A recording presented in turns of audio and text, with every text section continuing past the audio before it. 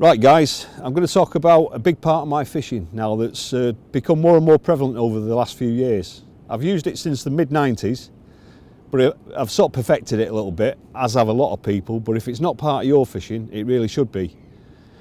These Zig Beetles from Enterprise, this ain't just a big plug by the way, these are pretty important. I usually use a little piece of black foam or various coloured foam, like a cigarette butt. But if you want to take it to an extra dimension, these are so lifelike, like a little beetle. I recommend you get on them. Now I use them day and night, any time of the year.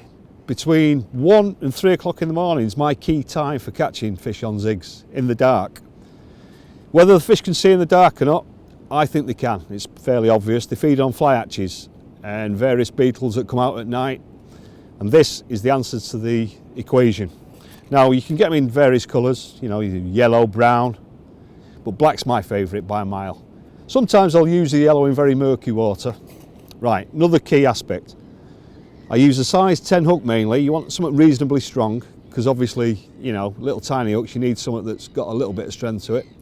I always go to the trouble of putting a clear shrink tube liner on it. Now that makes the hook hang true every time, and it's not offset at an angle. And that would be my chosen presentation. Proof of the pudding's in the eating, as they say, and I'm going to show you very shortly in a second why these are worth using. Right, here we go.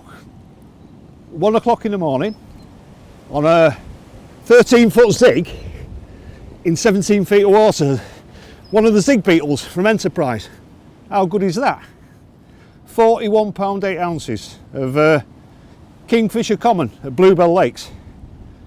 I don't think they get any better looking than this. This is a magnificent creature. I'm sure you'll agree. So put the Zig Beetles in your armoury and you might have something like this. Not bad for just coming out of winter in March, eh? There we go guys. Happy days.